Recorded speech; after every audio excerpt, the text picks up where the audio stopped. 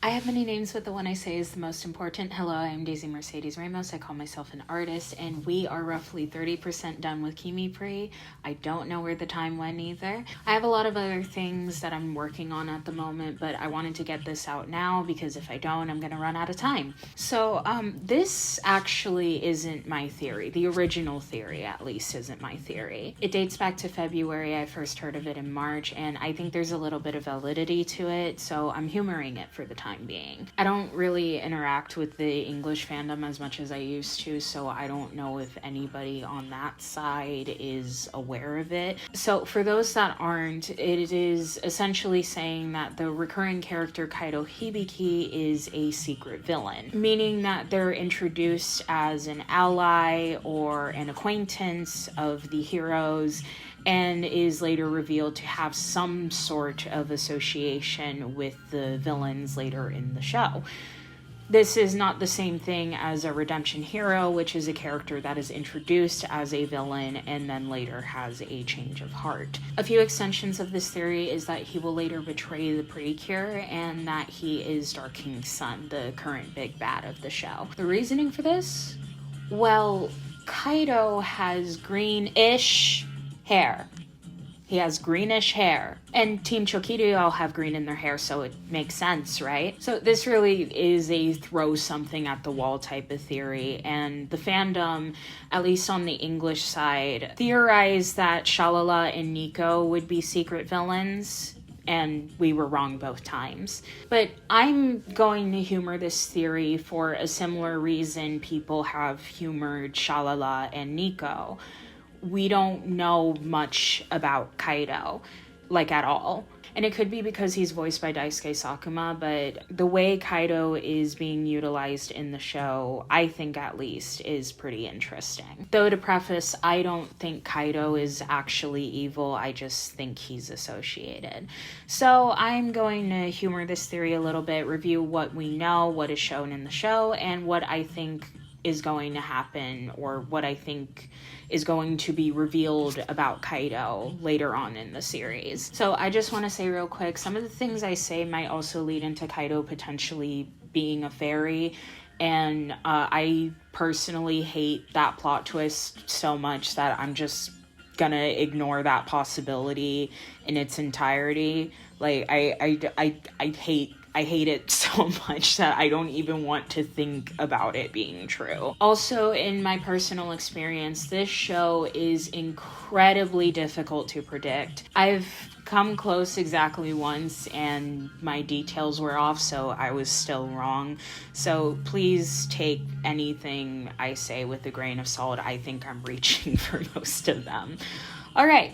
So I want to say that, like, regardless on whether or not this theory turns out to be true, Kaito is going to have a more important role later on in the show, probably in the climax, probably as early as episode 18, and that's because he has official merchandise listings. In late March, he was listed for Wave 2 of the Fluffy Mascot Charms, along with the Six Ranger.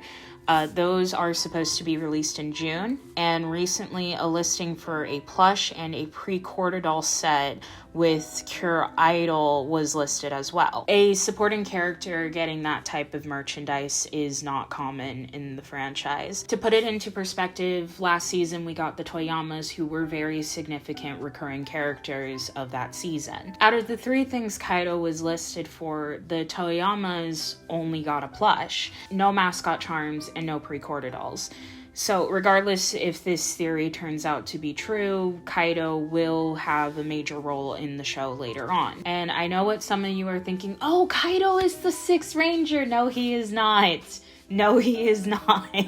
The Sixth Ranger actually had merchandise listings that date all the way back to February, and they don't make civilian forms for fluffy mascot charms or pre-quarter dolls. And some of you may think it's another Toyama situation, but I really don't see why they would put us through that again, considering that Pionderful proved to be very successful. There was the Wing costume drama from 2 years ago, and Dancing Star got a third show announced at the end of the sequel's run.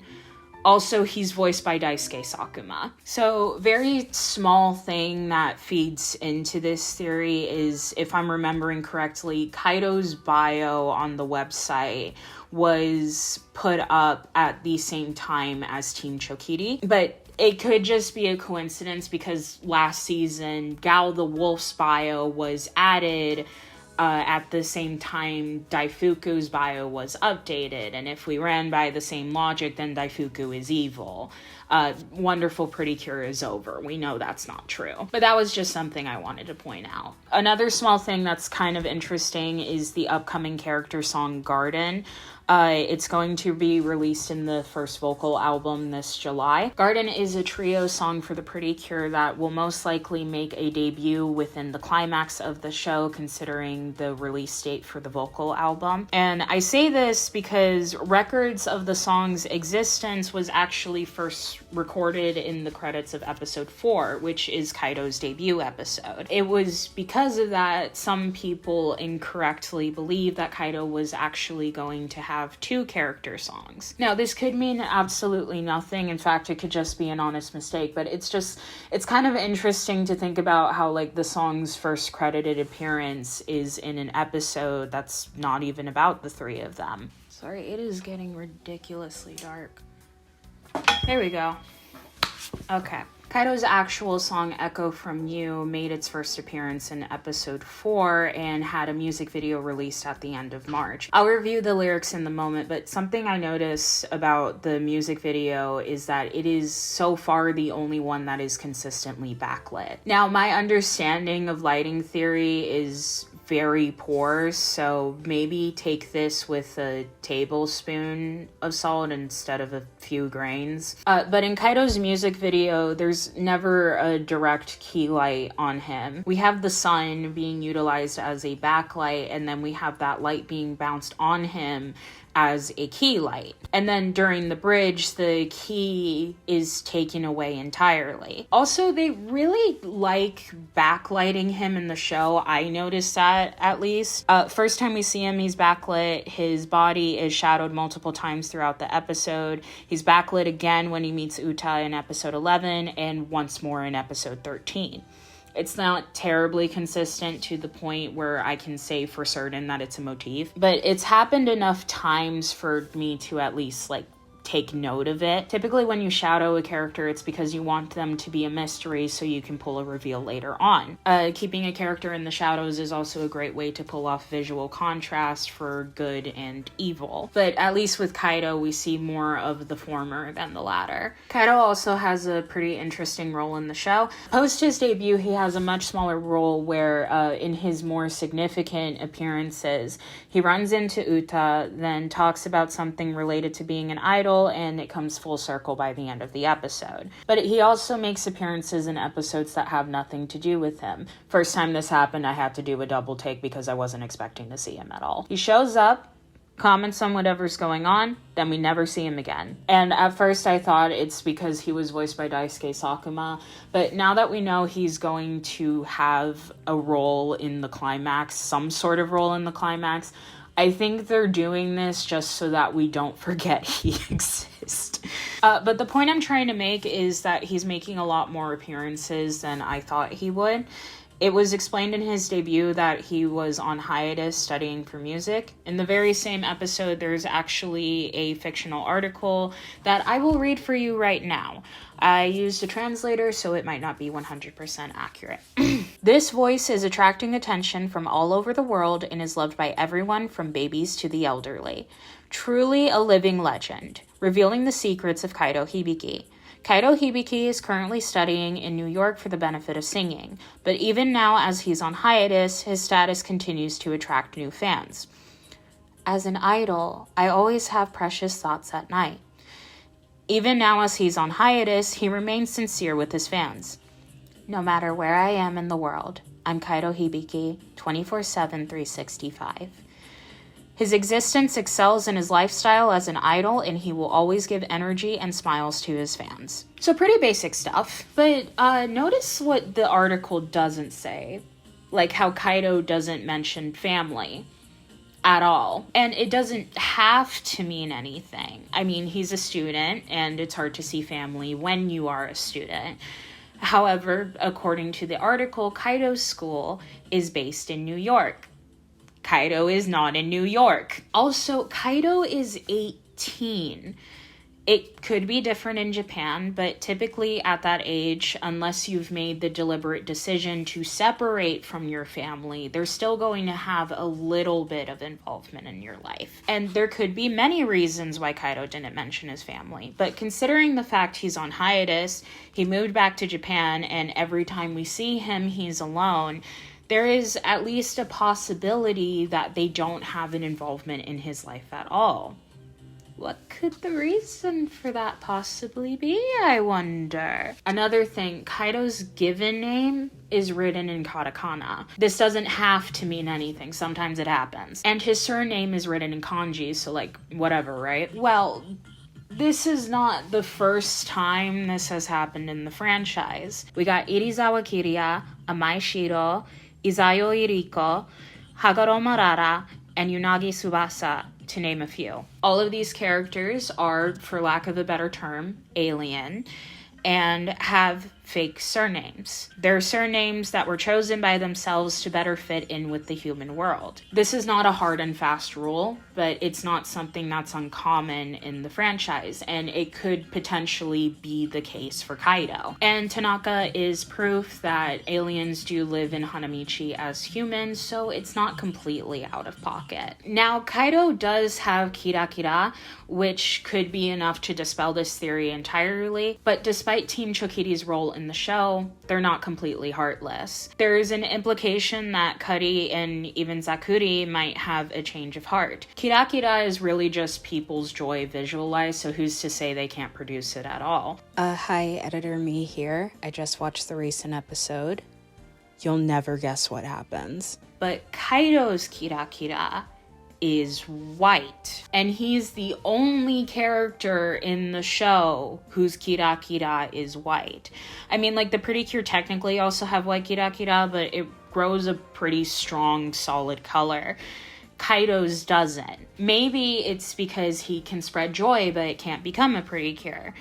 Maybe it's because he can spread joy but can't let go of the past. Maybe it's because he can let go of the past but not what he's learned from it. Like, let's say Kaito knows how to cut ribbons. That's a skill, and you can't just unlearn a skill. Puririn didn't point out anything unusual about Kaito's Kira Kira, so who knows what the reasoning for this is. But it does kind of make Kaito special in his own right. The first and currently the only time we see his Kira Kira is when he's alone singing Echo from You. And now I shall read to you the lyrics, because whether or not a character song is used in the show, they are typically a reflection of what the character is in the show. I'm going to read to you the music video version first. I'm the one who translated this, so it's probably going to be inaccurate. We shared a moment longer than eternity. The sky seemed to melt with our laughter. Our thoughts were abandoned. I've seen no reply. I can't hear the echo from you. Your shine is dual. Where is it? I guess this is awkward. But I know beyond those clouds, we'll meet again someday. My heartbeat resonated in a corner today, with a gentle tailwind, to reach your city. Hey, I'm still trying my best. A place for both of us I received in my heart. Love is especially unchanging. Even if time passes, the echo will come. And then there's the TV-size version, which appears to sample a later part of the song. These subs are by Crunchyroll. Until the day we meet again. In the corner of today, my echoing heartbeat merges with a gentle tailwind, so it'll arrive in your town. Hey, I'm trying my best even now. Although the place for you and I is left empty, it still remains as special as always. Recording passing moments. Come freely. Echo. So what's interesting about this is that Kaito has claimed on multiple occasions that the people most important to him, the people that he acts for, are his fans and his co-workers. But Echo from You comes off as something that's very personal to Kaito. How he wants to see someone again, but for whatever reason can't. How he's hoping that they'll somehow hear him. How they had a special place that no longer exists. And him telling them that he's trying his best. I don't know. I find it a little bit hard to believe that it's about his fans. You know, just a little bit. So while I was gathering B-Reel, I rewatched Kaito's music video and I noticed a few things. I can't share it because I'll be shot in the face if I do, so I recommend you guys go see it in HD so you know what I'm talking about. But there's a very strong motif with cameras in the music video. There's Polaroids, a focus line, film strips, and arguably a phone camera. Photos and videos are typically treated as a symbol of memories as they hold memories. There's also a staggering amount of noise in the music video, and considering the thumbnail is the same, I'm going to assume this was deliberate. Also, when the focus line is shown, the screen does not stay in focus.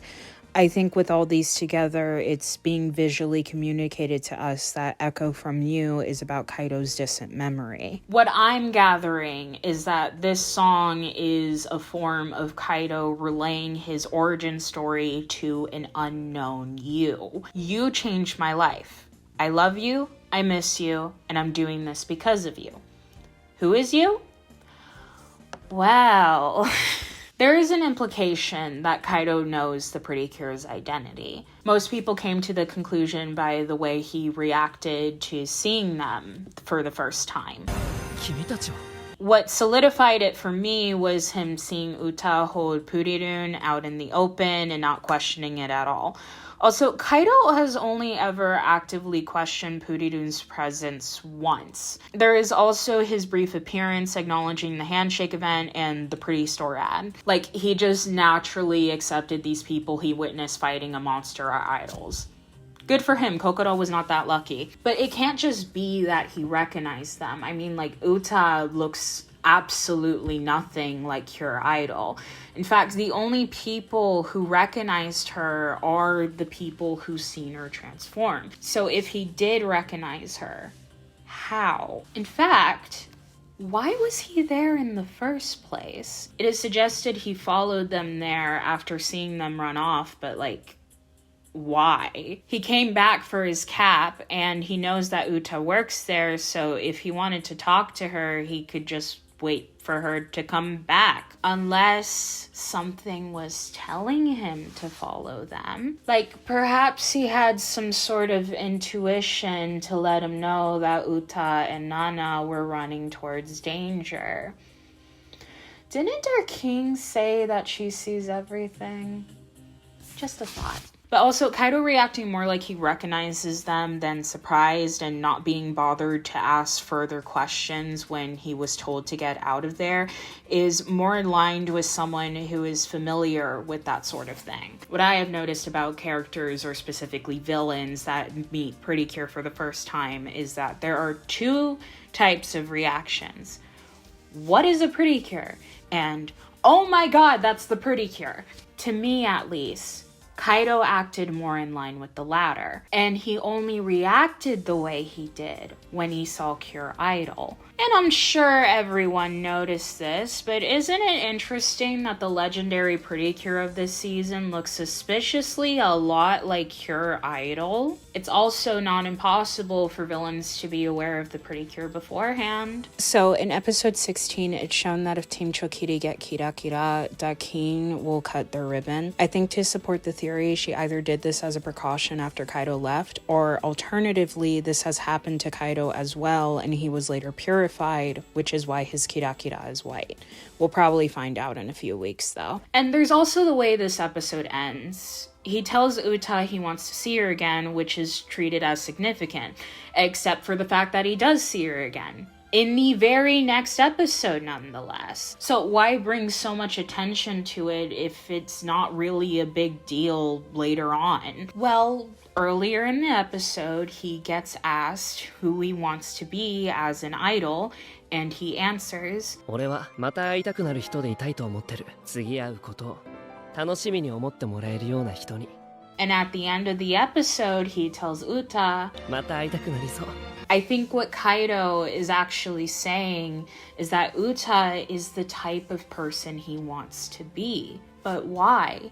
He knows how to spread joy and is pretty good at it. Is it because he knows who she is? Or because she reminds him of someone? Someone that inspired him to be who he is today? So with all of that in mind, assuming the Chokkiri Kaito theory is true, this is what I think Kaito's story is. Kaito is the son of Dark King, raised on the idea of spreading darkness. He doesn't find this to be a problem, then one day meets someone, maybe the Precure, maybe someone else, has a change of heart, abandons Team Chokkiri, adopts the name Hibiki. To right his wrongs, he becomes an idol to spread kira instead of darkness and is successful for a while. Then he realizes that Team Chokkiri cut kira land's ribbon and is active on Earth, registers for online classes so he has an excuse to go on hiatus, moves back to Japan to monitor them, and finds that the Precure are also active. This past may come back to haunt him in the climax, but he ultimately will not go back to Team Chokkiri. Or maybe Kaito is just some dude with greenish hair and his involvement in the climax involves his kira being stolen at like a concert or something. So let me know what you guys think of this theory, what you think Kaito's role is going to be in the climax, or if you think I'm crazy. I'm gonna do something else until then, and we'll see how wrong I am in September. Bye!